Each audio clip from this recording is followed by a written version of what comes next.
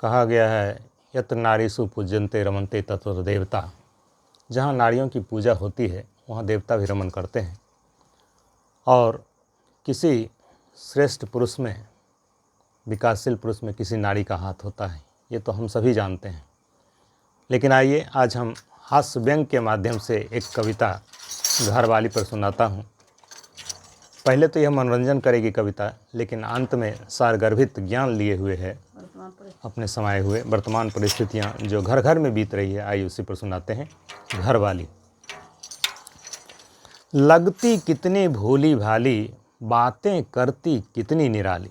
लगती कितनी भोली भाली, बातें करती अजब निराली। हर बात पर मिश्री घोले, बिना काम के घर घर डोले। भाई जानते ही हो, दिन में यदि हो गई लड़ाई, रात में लगती है वो पराई। बिल्कुल पराई लगती है। रख लेती है वो व्रत मौन, रख लेती है वो व्रत मौन। उसे जगाने जाए कौन, किसको अपना जान प्यारा है। इशारे में होती बातें, बदल करवटें बीतती रातें। बिना बात के पैर पटकती, आगे से वो जाए झटकती। कभी बात पर अड़ जाती हो, मैके की बात पर लड़ जाती हो।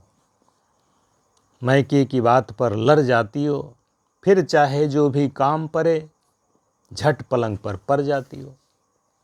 तो झट पलंग पर पड़ जाती हो तो फिर क्या होगा। लेकिन जिसके जीवन में पत्नी नहीं होती उसका जीवन कैसा होता, आइए हम सुनाते हैं चंद शब्दों में। लेकिन वो है बड़ा अभागा, जिससे नारी से नेह न लागा।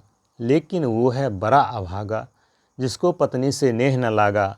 कालिदास का नाम था ऐसा, घरवाली बिन जीवन कैसा। उसका जीवन कैसा था सभी जानते थे। पहले तो वो महामूर्ख थे, लेकिन बाद में पत्नी के डांटने पर ही वो कालिदास बने। एक लड़का था राम बोला, घरवाली पर मन था डोला, जो आगे चल के तुलसीदास बने। लेकिन पहले वो बेचारा इतना आदमी था पत्नी के मोह में को उसको कुछ पता नहीं था, लेकिन राम से नहीं लगाया। उसने ऐसी डांट पिलाई, पत्नी ने ऐसी डांट पिलाई, राम से उसने नेह लगाई। घरवाली बिन सभी अधूरा, होता कोई काम न पूरा। राम को भी जब पूजन करना था तो लक्ष्मी के रूप में, सीता जी के रूप में उनको मूर्ति बिठाना पड़ी।